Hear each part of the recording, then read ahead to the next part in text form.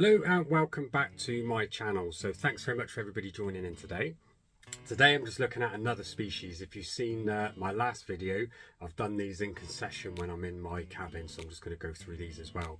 But I've got one coming out at the minute. She's just popping up to say hello, and I want to show you these because I've got a couple of them. I can't really remember, I'll go through them in a second, but they're just beautiful and you'll see in a second. So it's the Brachypelma Emilia, the Mexican red leg. So let's go into this and I'll show you how I feed mine.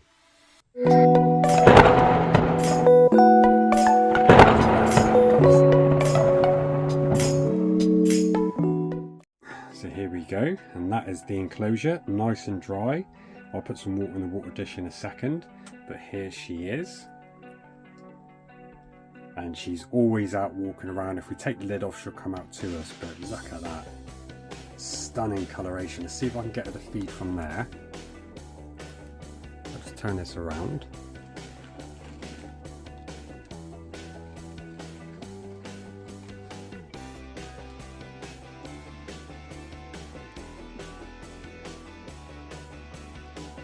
There we go, see if I can put one on to entice her.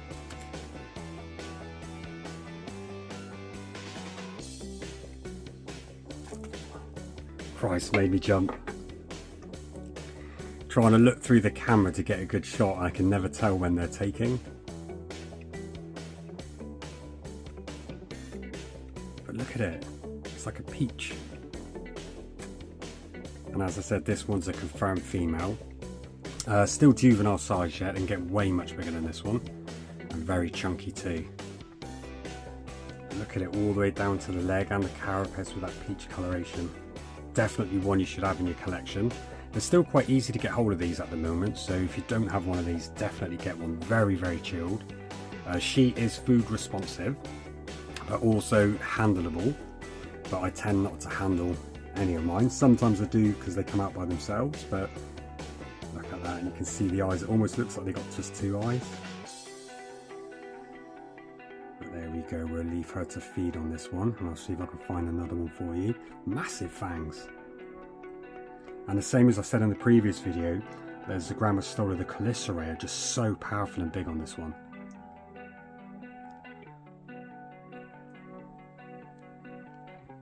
Wriggling away there, but sorry mate, you're going nowhere. Let's move on to my next one.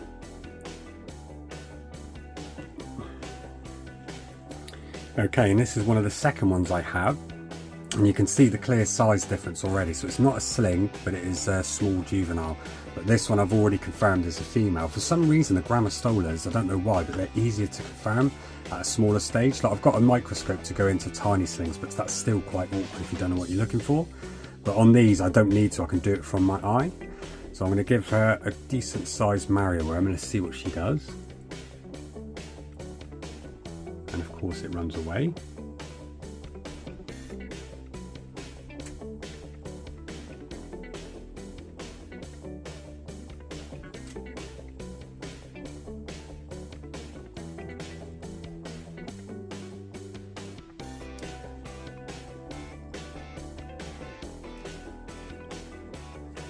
There we go, I knew she would.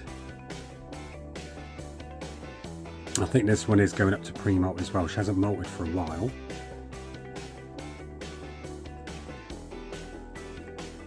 But as again, you can see the size of the abdomen. I think I'll leave her for a couple of weeks, check on her and see if she's going into molt.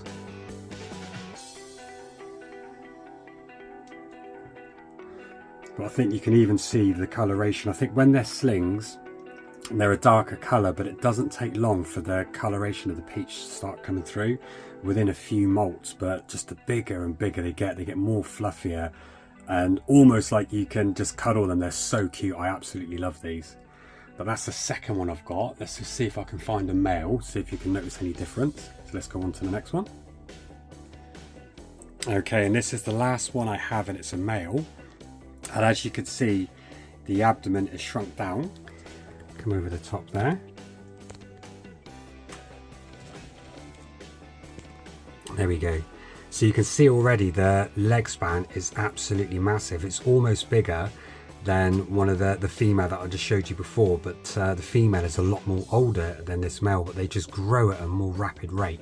So what I've done is I deliberately keep the abdomen shorter and smaller, don't overfeed, but you've got to be careful not to leave it too small, which I think technically this is, because then they can dry out and die quite quickly. But I'm always in here, I'm always checking, so I'm on top of it, so just be aware of that. But I try and keep them so they can pair up at the same time. So let's just give this one a good meal.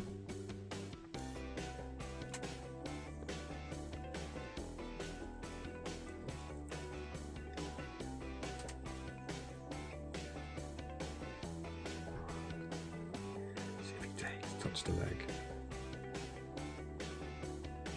Come on, mate, come on, you know you're hungry.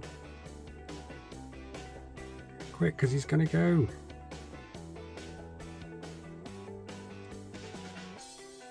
This is the thing with this male, he just takes his time, and now if I go in to get that one out, it will disturb him and he won't actually eat.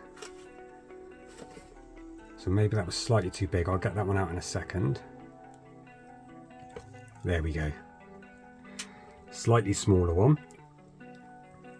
You'll find, being a tarantula keeper as well, when you put a prey item in that's slightly bigger than they're used to, they can pick up on the size due to vibration straight away, and it will deter them from taking.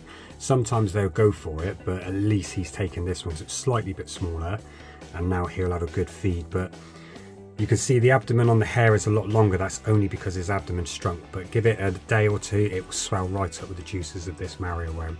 But look at the legs though, they're way more fluffy and he's got way more leg span. But I think you'll agree this is absolutely stunning. You need to have these in your collection. So there we have it. So the Brachypelma Emilia, absolutely stunning. We'll leave this one be, and I'll see you on the next video.